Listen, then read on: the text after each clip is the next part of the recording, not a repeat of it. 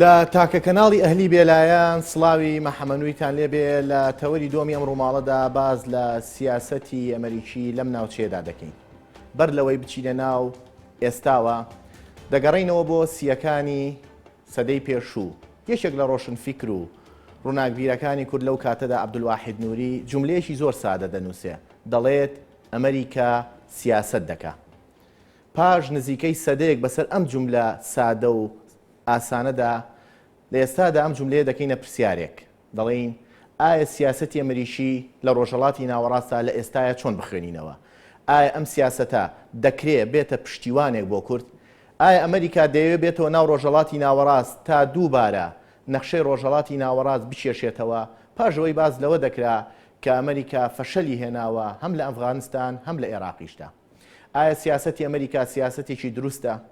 بۆ چونێکی ژەیە پێی وایە کە کورد هەمیشە ئەمریکای بە دۆستی خۆی داناوە، لە کاتێکە لە زانستی سیاسەتە نە دۆستەیە نە دوژمن، بەڵکو هاوپەیمان هەیە و دۆست و دوژمنایەتی لە هاوڕێیەتی و خێزانداری تایە نەک لە سیاسەدا. بۆ قسەکردن لەسەر سیاسەتی ئەمریکا لە ئێستادا وە خوێندنەوەی و دەرەنجامەکانی ئەم سیاسەتە بە خۆشحاڵیەوە میوانداری و شارۆمەر ئەندامی ژووری پەیوەندی دیبلۆماسیەکانی بزوتنەوەی گۆڕانمان کردووە. سوپاس دەکەین. سپاس. کاک وشارەگە سەرتا و پرسیارە بکەین. یاریدەدەری وەزیری دەرەوەی ئەمریکا بۆ کاروباری ڕۆژهەڵاتی ناوەڕاست بەم جوملەیە ڕایگەیان، دەڵێ هاوڵاتیانی ئەمریکی ترسیان هەیە لە گەڕانەوەی سیاسەتی ئەمریکی بۆ پێشتر بە واتای ڕوبەڕووبوونەوەی تیرۆر و بەشداریکردنی سوپا لە ڕوبەڕووبوونەوەی تیرۆردا. ئەمریکا چه سیاسەتێک دەکات لە ئێستادا لەم ناوچەیە؟ بەڵێ دیارە ئەم پرسە زۆر گرنگە، چکە زۆربەی ئەو قسەکردنانی لە کوردستان هەبووە لەسەر ئەم جەنگەی دژی لە عەش هەڵگیری ساوە کە کورد ئێستا بەشێکە لەو جەنگە لێرەش و لە ڕۆژاواش و باکووریش بە شێوەیەکی ناڕاستەوخۆ تەنها لە دیدگای کوردەوە قسەی لەسەر کراوە کە ئێمە لە ئەزانین ئێمە ئەکتەرێکی زۆر لاوەشین و ڕۆڵی لاوەشیمان هەیە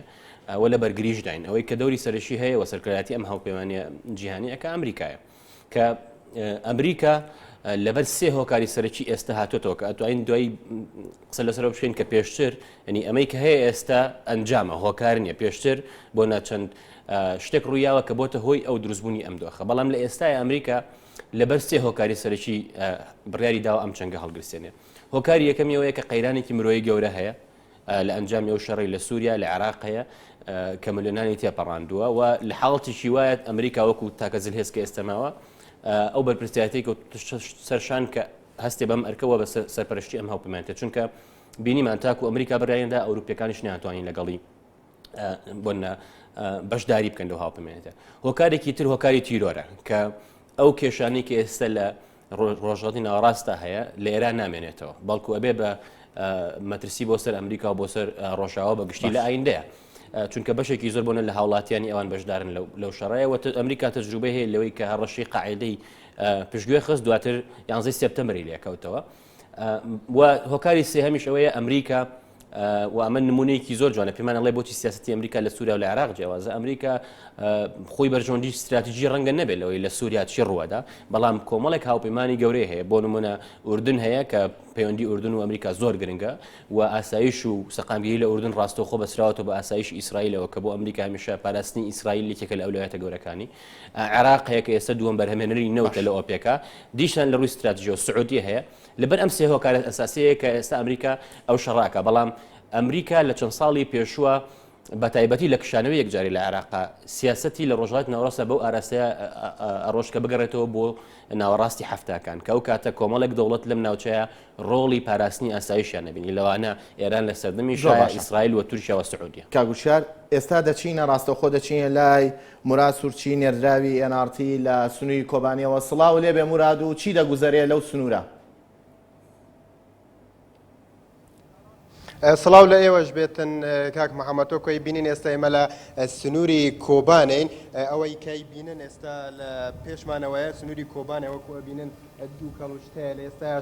لە ئێستاە شەڕ هەیە دەنگی تەقە هەیە، ئەوەی کەی بینن سنووری کۆبانە ینی بەردەوام شەڕ لێرە هەیە دەنگی تەقە بیسرێتن بەپێی ئەو زانیاریانەی کە بەدەست ئێمە گەشتون لە هەندێک تاخەکان لە کۆبان شەڕ لە نێوان چەکدارانی داعش هەیە لەگەڵ شەڕوانانی یەپە کە شەڕ بەردەوامەکاتن. هەندێک لە خەڵک بینین ئەم سنوورێکی ئێمە لێ زۆربەی زۆری ڕۆژنامەنووسان لێ بەڵام ڕۆژنامەنووسان ئاماژە بەوەکەن کە لێرەیە سەرڕای بوونی سوپای تورکیا شەگەر هاوکارم بێتن مەڵبندەوە سوپای تورکیا کە لە سنوور ئەیبینین لە خواروتری شایانی لە تەواوی سنووری کۆبانێک ئێمە ئێستا لین هەمووی سوپای تورکیا بەڵاو بۆتەوە پێرەیە لە ناو کۆبانێش لە چەند تاخێکە لە چەند گەڕێکێکە شەڕ بەردەوامە لە نێوان گەریلاکان وڕوا فڕۆکەکانیش دەنگی فڕۆکەشە بیسرێت کە فڕۆکەکانیش جارجار قەسفی ئەو شوێنانە ئەکاتن کە داعشی تایە. زۆر باشە مراد وەکو ئاگادارین لە میدیاکانە باز لەوە دەکرێت کە نزیکایەتیەک هەیە لە نێوان سوپای تورکیا و چەکدارەکانی داعشدا ئایا شتی وا هەیە و دەیبینی تۆ خۆت لە ئەرزی واقعی؟ باڵێ محەممەد ئێستا و سوپای کە ئێستا لە کامێراکەتان بینی کە سوپای تورکیا لە هەمان کاتدا و خاڵی کەی بینن ینی لەو سنوورەوە ینی زیاتر کە بڵێ دومەترێک لە بینی کۆبانێ و لە داعشە لە کۆبانەوە دوورە سوپای تورکیا بەڵێ زۆر لە یەکەوە نزیکن زۆر ینی بڵێن ئەو هەندێک شوێن هەیە کە سوپای تورکیای تیا زۆر لەوانەوە نزیکن سوپای تورکیا و داعش لە یەکترەوە نزیکن بەپێی هەندێ ئەو زانیارانەی کە بە ڕۆژنامەنووسان و بۆ خەڵک بە ئێمەی داوە وەکو ئەوان باسەکەن ئەو نزیک بوونەش تەنها بۆ هاوکاریکردنی داعشە وەکو ئەوان ئاڵێن کە هاوکاری داعشەکەن ئەوانە ئێستای بین ئەو سوورانەکە سوپای تورکیا جگە لەوێشکان لە شوێنی تریش لە خوارەوە هەن زۆر نزیکتر لەوانە لەبەرەوەی ئێمە ناتوانین بچینەوەی لە ڕووی لەبەر لانی ئەمنیەوە ڕێگەش نادرێتن کە ئێمە لەوێک نزیک ببینەوە تەنانەت ئەو شوێنەی ئێستاش ئێمە لێن کە و خەڵکە ڕۆژنامەنووسانەی لەیە ئەوانەیەن سوپای تورکیا گازی فرمێسکرێش بەکارەهێنێتن بۆی ڕێگری لە ڕۆژنامەنووسان بکە کە لێرە نەبن بەڵام لە هەمان کادا ڕۆژنامەنووسەکان لێرەن و ڕۆماڵی خوانەکەن و خەڵکێکی سڤیلی شێتن بۆ ئێرە وەکو پێشتریش باسەکرا کە خەڵک لێرەیە بۆ تەماشاکردنی دیمانەکان شەڕی نێوان یەپەکە و چەکدارانی داعش. باشە مراد ئەگەر دو پرسیارمانەوە بێ خەڵکی سڤیل لە ناو کۆبانی داماون؟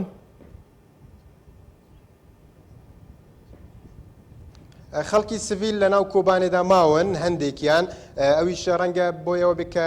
ڕێگە نەبێ بێن بەڵام بە شێوەیەکی گشتی خەڵکی سڤیل لە ناو کۆبانێ ماوە ئەنی کۆبانێ نەکراوە بە شوێنێک کە بڵێ تەنها سەربازی بێ و شەڕی تیا بکرێت بەڵکو خەڵکیشی تیاماوە ئەو شارانە ئێمە پێیاتین خەڵکێکی زۆری کۆبانش لێ بوو بەڵام لە ناو کۆبانێشە بەپێی ئەو زانیارانێک کە ئێمە بەدەستمان خستون بەڵێ خەڵکێکی سڤیل لە ناو کۆبانێدا ماوە چونکە زۆربەی هەرە زۆری شوێنەکان لە ناو کۆبانێ بەدەست شەڕوانانی یەپەکەوەیە نەک وەکو ئەوەی کە لە میدیاکان باسەکرێتن کە زۆربەی هەرە تاخەکان کەوت بێتە دەست چەکدارانی داعشەوە. زۆر سوپاسی موراسوچی لە سنووری کۆبانیەوە نێردراوی ئەنارتی لەگەڵمانە بوو هیوای سەلامەتی بۆ دەخوازین. کاگوشار ئەگەر بینە سەر و پرسیارە سەرەکیە تۆ باسی ئەوەت کرد کە یەکێک لە مەسلحەتە گەورەکانی هاتنەوەی ئەمریکا بوونی وڵاتی کۆکو ئیسرائیلە. یعنی ئەمە لە ڕیچارد نیکسۆنی شۆ لە کتێبی فرسەی تاریخەکە باسیەوە کە ئەمریکا مەسلحەتی نەوت و ئیسرائیل ئەم ناوچەیە بوونی لەم ناوچەیەدا زەڕورە. لە ئێستادا کەوتنی سووریا مەترسی نابێ بۆ ئەوەی کە ئیسرائیل ئایندێشی نادیاری هەبێ چکە تا ئێستا لە سنووری جۆلانەوە یەک تەقە نەکراوە لە سەربازێکی ئیسرائیلی. بەڵێ دیارە من ئەمەژەم بەوە کرد کە ئێستا ئەمریکا تەرکیزی لەسەر عراقە چونکە عراق لە ڕووی استراتیژیەوە زۆر گرنگتر لە سووریا بۆ ئەمریکا و هەر لە سەرەتاشەوە بۆ ینی ئێمە بیرمانە پێشتر ئەگەر بگەڕێنەوە بۆ سەرەتای هەڵگیرسانی ئەو خۆپیشاندان و شۆڕشەی کە لە سووریا ڕوویا لە 2011 لە سەرەتای مانگی کۆتای مانگی یەک و دواتریش درێژەی کێشا سەرەتا ئیداری ئەمریشی ئۆباما بۆ نەکلنتن داوایان کرد کە ئەسەد چاکسازی بکە. دوای ماوەیەک داوایان کرد کە وازە دەسەڵات بێنێ دواتر خەتی سووریان بۆ دانا کە ئەگەر چەکی شیمیایی بەکار بێنێ ئەوە ئەمریکا وەڵامی ئاەت و چەکی کیمیایی بەکار هات وەڵامی نایە بۆیە ئەمە وای کرد کە ئەو کە ئەسەد دڵنیاوێ لەوەی کە ئەمریکا هەنگاو نانێ و یەکێک لەو هۆکارانەی کە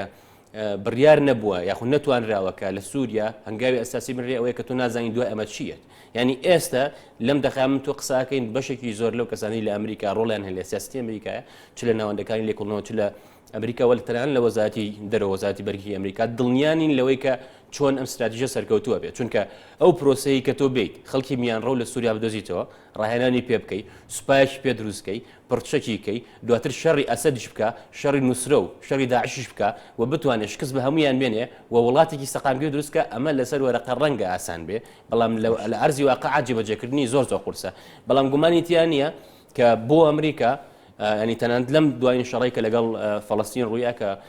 غەزە بەتەواوی وێران کرا تەنانەت لە کاتی شەڕا لەگەڵەوەی ئەمریکا ڕخنەیەگرت بە بەردەوامی پێداویستی سەربازی هەنار بۆ ئیسرائیل چونکە ئاسایشی ئیسرائیل بۆ ئەمریکا ئەو ڕوبەڕوونەی داعش لە ئێستادا ڕوبەڕوونەیەشی ئەستەمە بە پێی ئەوەی کە بەڕێوەبەری پێشووی سەنتەری نیشتیمانی ڕوبەڕوونەوەی تیرۆر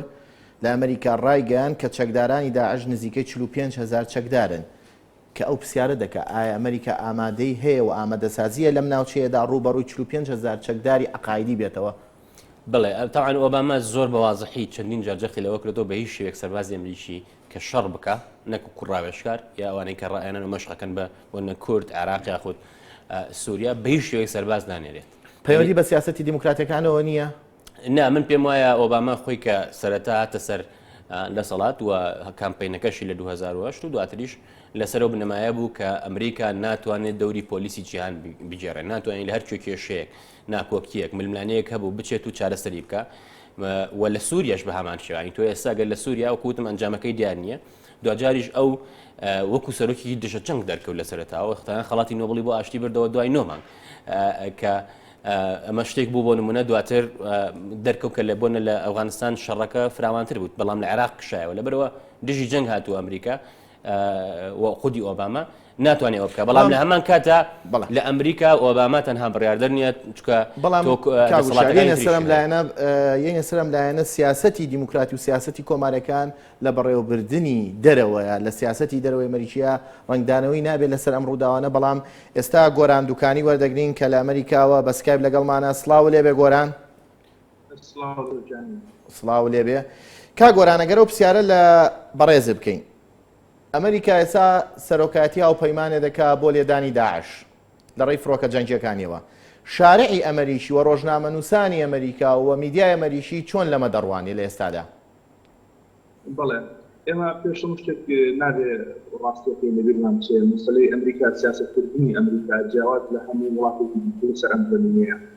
من پێشتر خۆم و ڕۆژنامەنووسێک چاپێکەوتم لەگەڵ چەندین سیناتۆر و کۆنگرێزماندا کردووە کە بەشێکیان پێشتر لە ناوەندی بڕیار بەدەست ئەمریکادا بوون ناو خۆشویستیە لەگە ڕاوێژکار بوون زۆرینی زۆریان ڕاستیەکەیان شاردەوە ئەمریکا وڵاتێکە ئەگەر هەگایەک بۆ قازانج بۆ کۆمەلگایەک لە بەرامبەردا 2 بۆ 3 هەندێک لەو کۆمەلگایە دەوێتەوە ئەمە ڕاستەکەی حاشا هەڵونکە دەوێت سابین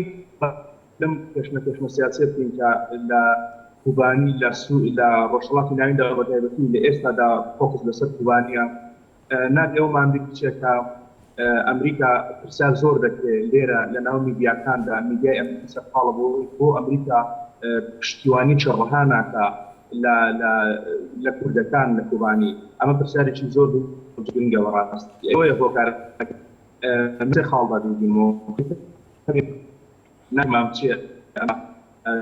ڕاستە و دۆستێکی لە ژینەی تورکیایە وەکو یەکێک لە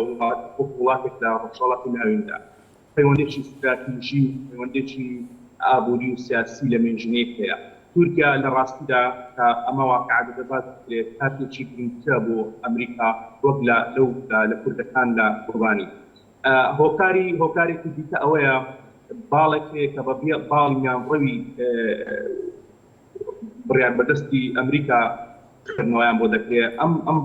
باڵا مەیلی شەڕیان نییە زیاتر بە باڵێک یاخود بە خوێندنەوەیەکیان بۆ سیاسەتی ئەمریکا هەیە پێیان وایە کە ئەمریکا تاقەیەکی زۆری لە مێدڵی ساتر کردووە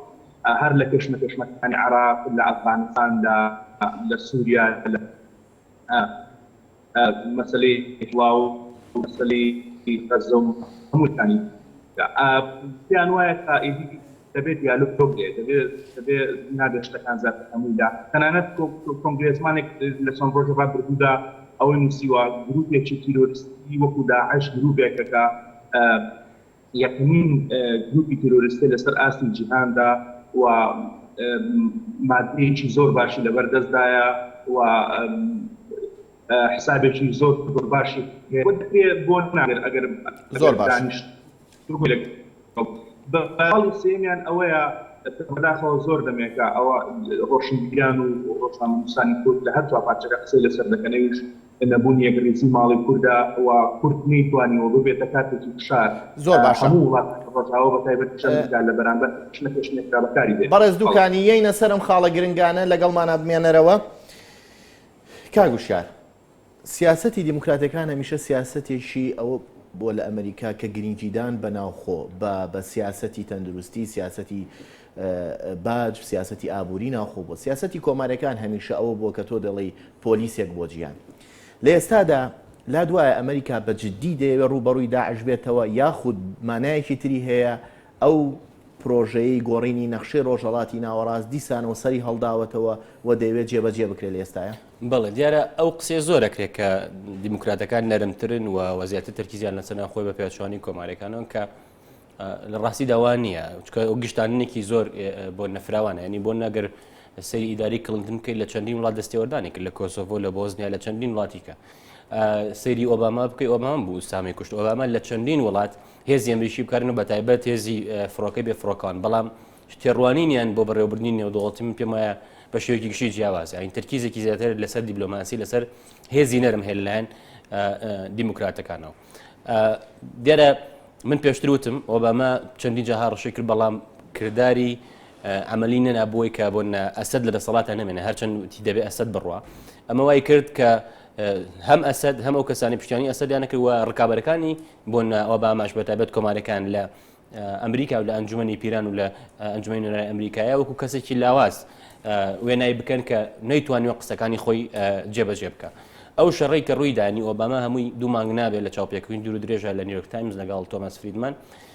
ئەوەی ڕەت کردەوە کە ئەگەر ئۆباما ئۆپۆزیسیۆن لە سووریا پڕچەکە و ڕاهێنانی پێ بکات بتوان سەرکەوتوو بن لەوەی وڵاتێکی نەدروستکە. بەڵام ئەوەی هاوکێشەکەی گۆڕی بە پلەیەکەم سەربڕین دوو ڕۆژنامەنووسی ئەمریکی بوو کە ئەمە دیارە کاریگەریکی زۆری لەسەر ڕای گشتی هەبوو لە بەرامبەریشدا ڕێژەی ئەو کەسانەی کە پێیان وا بوو ئەمریکا لەبێ شەڕی داعش بکات نزیکی 165 بووەوە و مانگی 11 هەڵبژاردنی ناوخۆی ئەمریکایە بۆ کۆنگرێسی ئەمریکا لەبەرەوە ئۆباما ئەو هەنگاوەی نا بەڵام من ڕێی خۆم وایە و زۆربەی ئەو کەسانشی کە قسەی لەسەرەکەن بۆ ئێستا چەندین کەس ڕخنیان لە ئۆباما گرتووە لەوەی کە هەڵی کرد هەموو سەربازەکانی لە عێراقشانەوە هەڵی کرد لە سەرەتاوە پشتیوانی سوورەکانی نەکرد تەنانەت ڕۆبرت گەیتس تەنانەت لیۆن پێنێتا و هیلاری کلینتن کە وەزیری بەرگری وەزیری دەرەوە بوون لە کابینەکەی خۆیان و ئێستاش ژەنراڵ مارتین دەپسی کە ڕئیسەرکانی سوپای ئەمریکایە پێی وایە بە بێ نردنی سوپا بۆ سەر ئەرز کە تۆ لە ئەسمان و هێرشەکەی کەسێک نەبێ شوێنەکەی پڕکاتەوە کە ئێستا ئەو هێزە بۆ نینیە تۆ سەرکەوتوو نابی لەبەرەوە شەڕەکە بەردەوامە بێ ینی ئەمریکا ئەوێ شەڕی داعشڕینی نەخشەی ڕۆژهەڵاتی ناوەڕاست مەلەفێکە لە سیاسەتی ئەمریکیدا هەرواریدا یاخود مەلەفێکی تر داخرا و کۆتایی هات. نا من پێم وایە سیاسەتی دەرەوە ئەمریکا هەمیشە سیاسەتێکی ڕیالیستی واقعی بووە پراگماتیکی بووە هەمیشە دۆخی ئێستایان پێ باشترە لە دۆخی بۆ دۆخی کرد تۆ نازانی چی ڕوەدا ینی بۆ ئەمە بیرمانە لە میسر کۆمەڵی هەڵی گەورەکرا لە سیاست دەرەوە ئەمریکا سەرەتا لەگەڵ مانەوەی حستنی مارەک بوون دوایوتیان دەبێت حستنی مارەک بڕات دواتر دژی ئیخوان بوون دواتر کە ئیخوان هات مامەڵیان لەگەڵ کردن دوای کە ئیخوان بۆ لە دەسەڵاتە نەما و سیسیا دەسەر دەسەڵات بە ئینقلاب لە قەڵەمیان نەداوە ئێستا پەیوەندیان ینی ئەمریکا خۆی لەگەڵ ئەو دۆخەیە گونجانێکە هەیە بۆیە وەکوتم لە عێراق تۆ کورد هەیە شیعە هەیە ڕەنگە بەشێک لە سونە هەبێ بتوانانی جۆرێک لە سەقامگیری بگێڕێتەوە گەر سەقامگیریەکی بۆ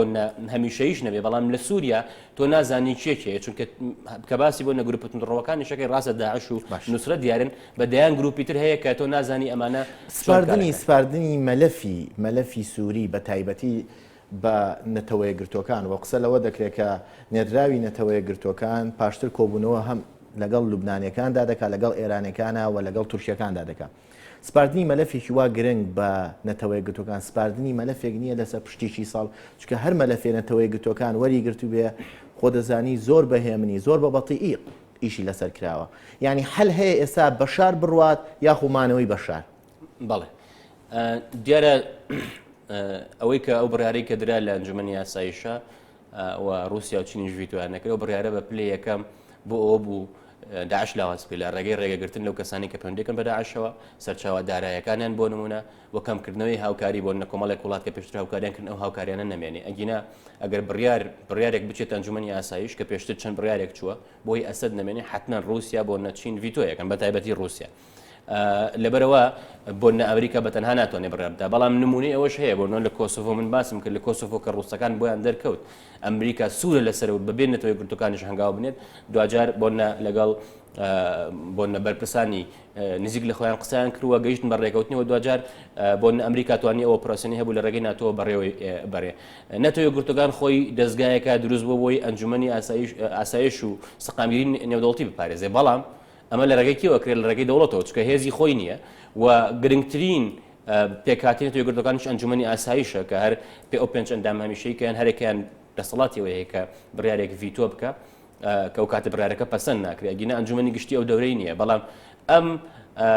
ئەمە جیاوازێکی تری ئۆبامای بۆنە لەگەڵ بوشە بوش شەڕی عراقی کرد بە بێگەڕانەوە نەتێگەرەکان ئۆباما ئەوێت زۆرترین پشتیوانی نێودەوڵەتی هەبێ بۆ شەڕی داعش کە پێی وایە ئەمە تەنها کێشی ئەمریکانیە بەڵکو کێشێکی نێودەوڵەتیە زۆر باشە دەچینە لای گۆران عەبدوڵڵا کە لە سلێمانیەوە لەگەڵمانایە و ئێستا خۆپیشاندانە بۆ بەهانەوەچوونی کۆبانی گۆران سڵاو لێ بێ و ئەکرێ دیمەنێکی خۆپیشاندانەکە بۆ بینەران بگوێزیتەوە. بەڵێ سڵاو لێ و لە بینەرانیش دیارە لە حوتی مانگەوە تا لە بەرەبیانی چوارەم ڕۆژی جێژنەوە خۆپیشاندان و گربنەوەکان بۆ پشتیوانیکردن لە کۆبانێ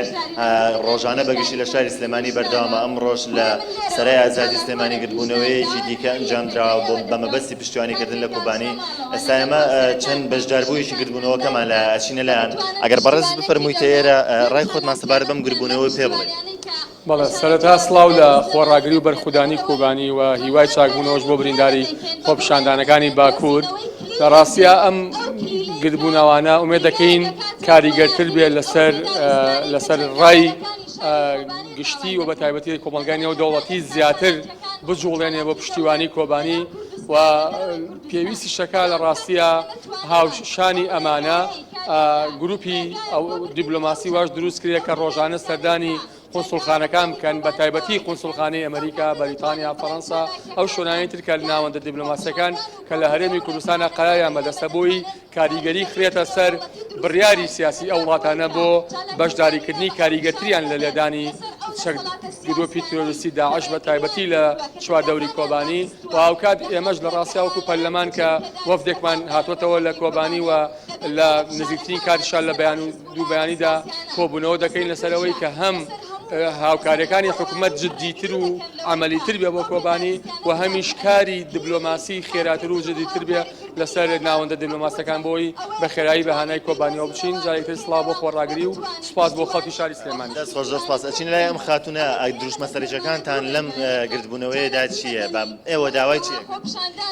سەرەتا سڵاو لە هەموو پێشنەرەکان کە لە کوبانی ئەجەنگن من وەکو کچێک لە کچێکی شاری سلێمانی داوا لە هەموو کوردێکەکەم لە هەر شوێنێک بن لە ئەوروپا لە دەرەوە لە کوردستان پیر گەنج لاو مناڵ هەموو پێکەوە خۆپیشاندان بکەین خۆمان پیشان بین کە ئەفسەر بکەینە سەر وڵاتانی دەرەوە بۆ ئەوەی کە هاوکاری و پشتیوانی کوبانی بکەن بە تایبەتی ژنەکانی کوبانی کە بینین هەمویان ئاوارە بوون یاخود لەلایەن داعشەوە هێرشان کراوەتە سەر. سوپاسم. بەڵێ ئەگەر بەڕێز فەرموویتە ئێرە پێمان بڵێ لە ئێستا پێویستە چی بکرێت بۆ کوبانی؟ ئایا ئەم گردبوونەوانە لەم گردبوونەوەدا داوای چی بکرێت کە بتوانێت ئەم فشارانی سەر کوبانی کەم کات؟ بەڵێ بێگومان ئێمە یەکەم چالاکیمانە ڕابردوو چەند چالاکیەوەمان کرد وەک چۆن وعدمان نابوو پێمان نابوو بە گەلەکەی خۆمان بە کۆبانی کە ئێم بەردەوام بین لەو چالاکیانە هەتاکو لە ڕۆژاوای کوردستان لە خەتەریابی ئەمە ئیکەین ئەم لەم چالاکیانەمان بەردەوامە بین. ئەوەی کە پێویستە بکرێ ئەوەیە حکوومەتی هەرێمی کوردستان تا ئێستا هەنگاوە عملیەکانی نەداوە بۆ ئێمە تا ئێستا لە شەقامی لە جادەی کێشەکە ئەساسی ئەوەیە ئێمە چەند ڕۆژە داواکەین کە حکوومەتی هەرێمی کوردستان ئەبێ هەنگاوی کردداری بنێن بۆ ڕزگارکردنی بیان بۆ هاناوچوونی کۆبانی بەڵام هەنگاوە تا ئێستا لە بواری کردداری نەبینراوە. ڕاستە کۆمەڵی وتار هەیە کۆمەڵی قسەکردن هەیە کۆمەڵی داواکاری هەیە هەندێکشت هەیە ئیبیسین بەڵام ئەوانە بە گوێری ئەو ڕوودا و کارەساتە نییە ئێساکە لە ڕۆژاوی کوردستان لە کۆبان هەیە ئێمە لێرەدا پێیان بۆ وڵاتانی نێونەتەوەیش دەرێت هێزانێک بەناو هاوپەیمانات کە ئەگەر یارمەتی ڕۆژاوی کوردستانی پێویستە لێدانێکی جددی بێ کە بتوانێت تەسیب بکات سەردا. بەڵێ ئەمە ڕای بەژاربوانی گربوونەوەکە بۆ ڕۆژانەش بازنەی گربوونەوەکان فراوانترێ بێتەنیا لە پارێزگاکان و قەزاکاندا نەماوەتەوە بەڵکو سەرجەم شار و شارۆچکەکانی کوردستان و هەرێمی کوردستانی گرتوتەوە. ئێستا شەگەڕەمەوە بۆ لای هاوکارانم بۆ سۆدیۆ. سپاسی نێرداوی NRT گۆران عەبدوڵڵا دەکەین کە لە خۆپیشاندانەکەی سلێمانیەوە لەگەڵمان نبوو. 4 کاگوشار کەوتنی سووریا معادلەی جیهانی لەم ناوچێدا ناگۆڕێت وەمانەوەی سووریا بە مۆزعی ئێستاەوە باشتر نییە بۆ وڵاتێکی وەکو ئەمریکا و هاوپەیمانەکانی؟ نا من دیارە زۆر شتەوتر لە سیاست دەروی ئەمریکا و هەمیشە ئەو تیۆری گەلە کۆمە موامەرە هەیە کە هەمیشە ئێمە لە ڕۆژڵاتی ناوەڕاستە کورد کەمتر بەڵام عەرەب بەگشتی هەموو کێشەکانی ناوخۆی خۆمان بۆنە ئەخێنە سەر ئەمریکانی ئەوەی کە هەیە بۆ نمونە وەکو وتم لە ئێستا ئەنجامە یعنی ئەگەر لە سووریا سەرەتا بۆ بەشار ئەسەد مامەڵەیەکی تەندروستی بکردایە ئەو نەئەو بۆ توندوتیشیە ئەگەر بێت ئەو سیستەما ئەسڵن لە بنەمادا سیستەمێک بۆیە کە کەمترین بنەماکانی دیموکراسیتیا بۆیە لە بنەمادا و کێشانە سەریان هەڵنادەواتە هەموو ئەم قەیرانانەی کە هەیە ئەم توندوتیژیە هەیە لە ئەنجامی ئەو سیستەمەدا دیموکراتی و سیستەمکارانە کە هیچ ڕێگایەک بۆ ئینسان ناهێڵێتەوە نەبێت کە یاخی بێت چکە هەرچی ڕووبدا لەوە باشترێک هەیە مەترسیە خەتە شیعەکەی کە بە ئێران و بە باشووری عێراق و تەنە بە عێراق هاتیە پەڕابێت تا جنوبی لوبنانوانە یعنی ئەم مەترسی خەتە شیعە لە ئارادا نییە لە کەوتنی سووریادا؟ نا من پێم وانە ینی ئەزانی کە لە ئەولویاتی سیاستی ئەمریکایە وەکو هەر وڵاتیشی کە گرنگترین کێشە زۆرترین بۆ کات و وزەی پێبەخشتە یعنی ئەمریکا ئێستا کێشە هەیە لە ئەوروپا بۆ نمونە لە ئۆکرانیا لەگەڵ رووسایە کێشەی هەیە لەگەڵ بۆ چینە لە ئاسیا لەگەڵ ئێرانە بەڵێ کێشەی هەیە بەڵام ئێستا نزیکن لەوەی ڕێبکەون لەسەر بەرنامە ئاتۆمەکە ئێران کە سەرچاوی کێشەکەیە لەبەرەوە ئەمریکا ئەگەر بێت و ئەو خەتە هەبێ یان نەبێ و پێشتیش مامەڵەیان نەکرد لەگەڵ سووریایە ئەمە باش بیرمانە کە چەند ساڵێک دو ساڵ پێشەوەی کە ئەوەی کە پێوترێ بەهاری عەرەبی سەر هەڵبدا جۆن کێریێکی بوو لەو کەسانی کە چوو ئەوە هیلاری کلینتۆن 2 مانگ دوای دەستپێکردنی خۆپیشاندنەکانی سووریا پێی وابوو کە ئەسەد کەسێکی چاکسازی خواز و ریفۆرم خوازە لەبەرەوە ئەمریکا وەکووتم مامەڵ لەگەڵ واقعەکەەوە لە هێزاکەەوە ئەمریکا ئەوەندە هێزی هەیە بتوانێت بەرژەوەندی ئەساسیەکانی خۆی بپارێزێت چکە دوجار ئەوەی کە بڕیارەدا ئەمریکا چ استراتیژێک سیاجێک جێبەجەکە بەرژەوەندەکانێتی نەکیشتێک زۆر باشە دەچینە لای بەڕێز دوکانی لە ئەمریکاوە کاگۆرانەگەر ئەو پرسیار لە بەڕێزەکەم کۆبانی کە ئێستا لە ژێر هەڕەشەی تیرۆریستانی داعشدایە بۆتە تایتڵ بۆتە مانشێت بۆتە جێی خەبەری گرنگی ڕۆژناوە بەناوبانە ئەمریکیەکان و میدیای ئەمریکی لە ئێستادا؟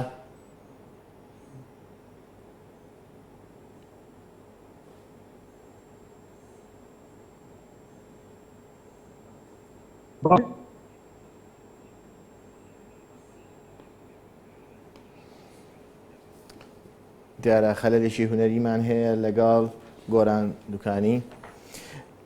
کاگوشار تورکیا و ئەمریکا هاوپەیمانی تورکیا و ئەمریکا تورکیایەکێکە لە هاوپەیمانە نزیکەکانی ئەمریکا و تەنانەت باز لەوە دەکات تاکە تەسریح کە ئیراد جۆن بایدن بوو کە باسەوەی کە تورکیا هاوکاریمان ناکە دواتر بەیاننامەیەک لەلایەن دوو جەنەڕاڵی ئەمریکیەوە باسی احترافیان بە تەسحیحی تورکی کرد واتە پەشیمان بوونەوەیەک بازەکرێت لە ئیدارەی ئەمریکی بەرامبەر ئەو تەسریحی جۆن بایدن. لە ئێستادا دەنگۆیەکەیە لە هەرێمی کوردستانە و بەشێک لە لایەنە سیاسەکان باز لەوە دەکرێت کە ئێمە ئەتوانین بە هەموو شێوەیەک دیوارێک دانین لە بینی پەیوەندی خۆمان و تورکیادا و ئەو پەیوەندیەمان هەڵە بووە ئەگەر پەیوەندی بازرگانێکە لا دوایە ئەمە سیاسەتێکی عاتیفیەک لە کاتێکا لە سیاسەتە عاتیفەکردن نییە ئەکرێ ئەمە دەرگای تورکیا لەسەر خۆمان داخین. ئەزانی من پێم خۆشە نمونەیەکی مێژووی بێنمەوە سەسی دەستێکی بۆ لە ژەنڕاڵەکانی یۆنانەکان و کتێبێکی زۆر بەناوبانکی هەیە کە بۆتە کتێبێکی ئەساسی لە مێژووە جەنگی پلێپۆنۆژیە لە جەنگی سپارتا و یۆنانەکانە دوو هاوپەیمانی هەبوو دژ بە یەکە دواتر یۆنانەکان سەرکەوتن یەک لە هاوپەیمانی سپارتاکان مێلیەکان بوون کە لە دوورگەیەکە بۆ نمونە دەسەڵاتێکی خوان هەبوو کاتێک یۆنانەکان چوونە سەریان و داوایان لێکنیان خوان بن بەدەستەوەیە لە ناویانە بن و هەمویانەکەن بە کۆیلە مێلیەکان پانیان بردە بەر بۆ ئارگومنتی عاتفی و ئەخلاقی کە ئەمە نادات پەروەریە کە ئەمە خراپە لە وەڵامدا یۆنانەکان پیاوتن کە بەهێز ئەو شتە دەکا کە دەیەوێ و لاواز ئەو شتە قبول دەکا کە لەسەرەتی قبولی بکە و دەڵێ ئەگەر ئێوەش لە شوێنی ئێمە بوونای هەمان شتانە کرد ئەوەی کە هەمیشە لە سیاستدا لە سیاست نێودوڵەتیدا هاوکێشەکان نەکرێت کە تەرازوی هێزە ینی ئێمە بەڵێ تورکیا چاوەڕێکرا هاوکاری زیاتری کورتکە بەڵام دوجار تورکیا بەرژەوەندی خۆی هەیە ینی ئێستا تورکیا کەوتوتە نێوان کۆمەڵێک کێشەوە پێش هەموو شتێک ئەردۆگان چەندین جار وتوێتی و ئێستا شڵێت دەبێ ئەسەد بڕوخێ و ئەمریکا و ئەوروپا تا ئێستا ئەم بڕیاریان نەداوە بە تایبەتی ئەمریکا کە دەبێ ئەسەد بڕوە و ئەو ڕۆشنش بەبێ ئەمریکا نابێت چکە ئەگەر ئەمریکا مانگاو بنا ڕەنگە ڕۆبڕووی کێشەی زیاتر بێتەوە لەگەڵ ئێرانە لەگەڵ رووسایەوە لەسەر ڕۆشنی بەڵام ئەخ تورکیا ئەمە دیست چۆن ئێمە تەرازوی هێز بۆنە ئێمە هێزمان کەمترە لە تورکیا ئابوووریەگری سەربازیەگری جوگرافی هەر شتێکەگری بە هەمان شێوە ئەو شەڕە بە بۆ نمونە ئەو شەڕە بە ئەمریکاکری ئەوەی کە تورکیا ئێستا ئەیکا ئەوێ پێشەم شتێ زۆرترین کەس بکوژرێ لە کۆبانی لە ڕۆژاوە یعنی ئەگەر لە پەیەدا یاخۆی یەپەگە بکوژرێ کە ئەوان دیسان بە تیرۆریست بە بەشێک لە پەکەدایانەن کە ئێمە ئازانین ئەوە لە دیدگای ئێمەوە زۆر جیاوازە بەڵام ئەبێ ئێمە دیدگای بەرامبەرەکانمان بخێنینەوە تێبگەین ئەوان چۆن ئەڕوان ینی دوێنێ لە ئەوروپا جێگری سەرۆکی ئاک پارتی دادوگەشە پێدان ئەڵێ ئەوەی کە ڕۆدا لە کۆبانەی شەڕی نێوان دوو گروپی تیرۆریستیە شتێک نییە بە ناوی کێشەی مرۆیی لەبەرەوە هەنگاوی یەکەم ئەمەیە هەنگاوی دووەم ئەگەر داعش بۆ نمونە بچێتە سەر سنووری تورکیا ڕەنگە تورکیا بتوانێت ئەمە بکات بە بیانوویەک بە تایبەتی ماوەیەک پێش هەڵبژاردننی پێشووی تورکیا کۆمەڵێک بەڵگەی دەنگی کۆبوونەوەکانی ئاستی باڵای تورکیا ئاشکرا بوو نیشکیان لە نێوان بۆن دەستگای میتی هەواڵگریە بۆن ڕئیسەرکانی سوپای تورکیایەوە داودۆغڵەکە ئەگەر ڕێگەم بە ئێمە تاواکەم چکە زۆر گرنگە یەکێک لەو هانەی ئەنەوە بەکاری بن بۆی دەستخەنە سووریا ئەوەی ئەڵێ ئێمە لەتوانین لێەوە بە خەڵک بڵێن موشک بناتە تورکیا و ئەزانین تورکیا ئەندامی ناتۆیە مادەی پێنجی ڕێکەوتنامەی ناتۆ کە لەوە ئەمریکا کراوە ئەڵێ هێرش بۆ سەر یەکێکیان هێرشە بۆ سەر هەمویان یعنی تورکیا لەمەیە ئەوێ بە ئەو ئامانجە پێکێکە کورد لەو ناوەیە پرسیارەکە ئەوە بکەین ینی باز لەوە دەکرێت وڵاتی چۆکۆ ئەمریکا لە کاتێکا تورکیا ئەمە دوو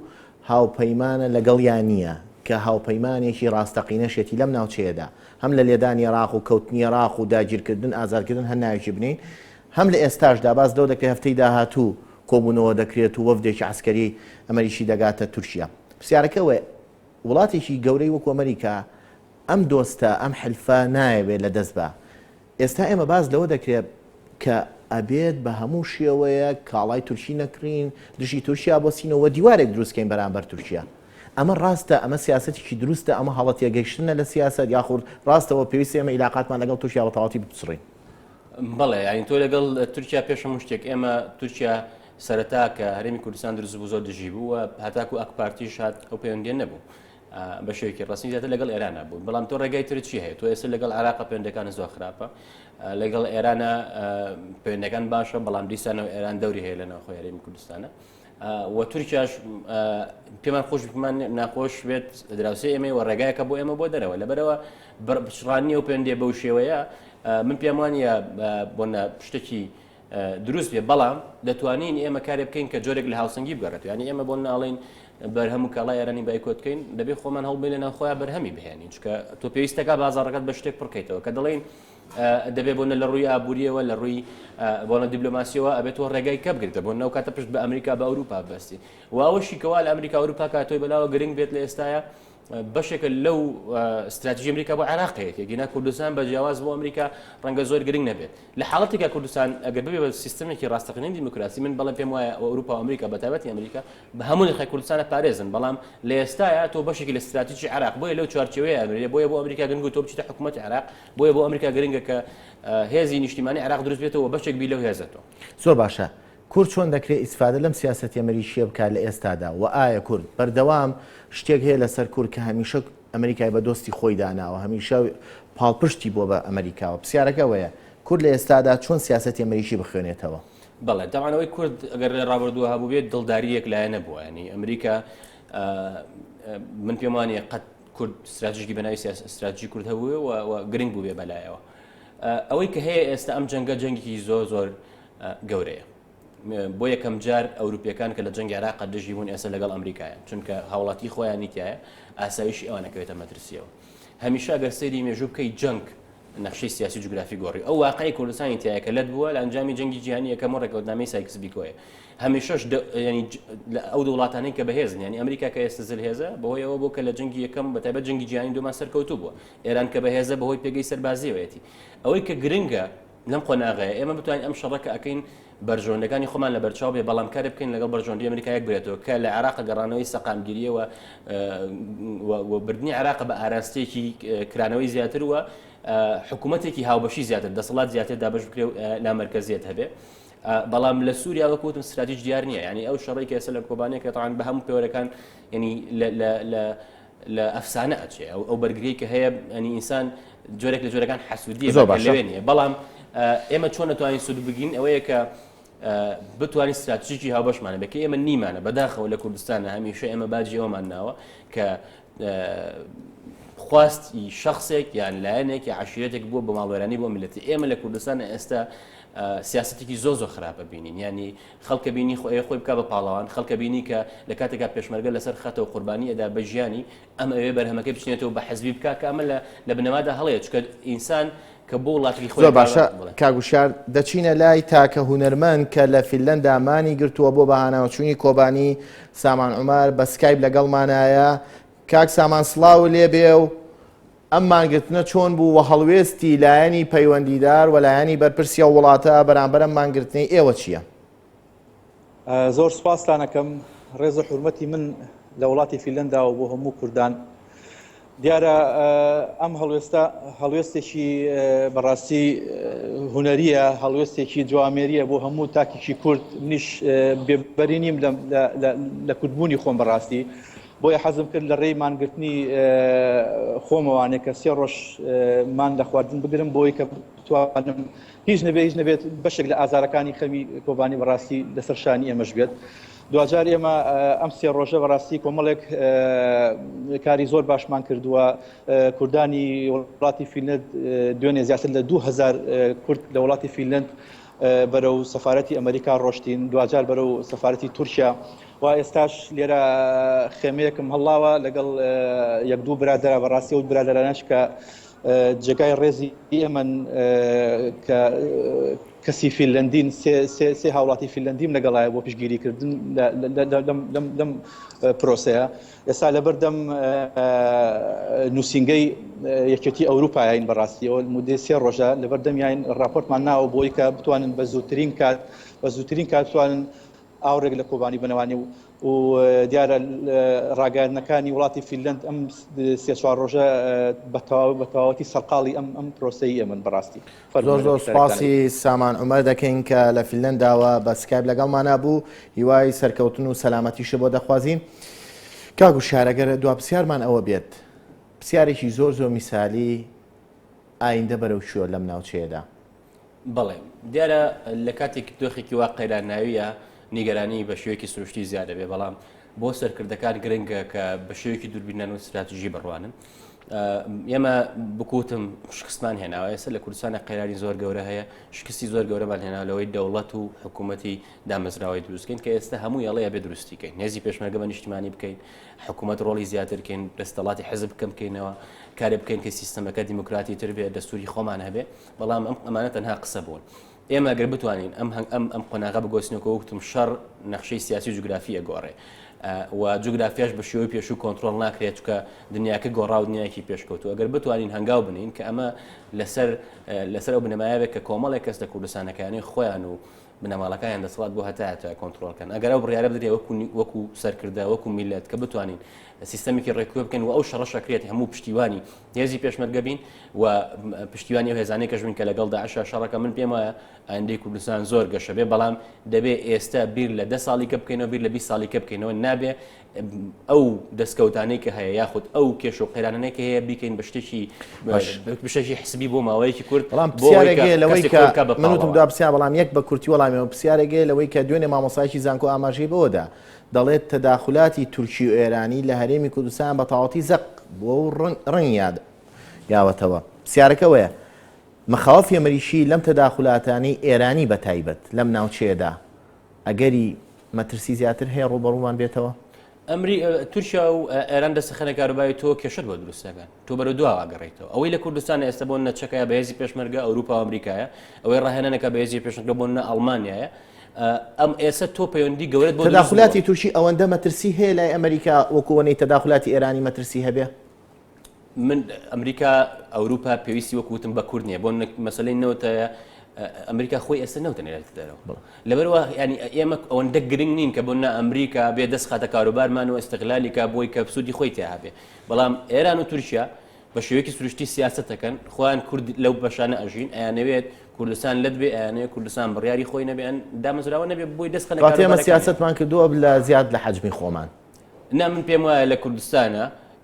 ئەوەی ئەو سیاستەی کە هابووە سیاستێک بە لە پێناوی شخص و حزبە ینی بۆ پلە و پۆستی شخصی و حزبی نەک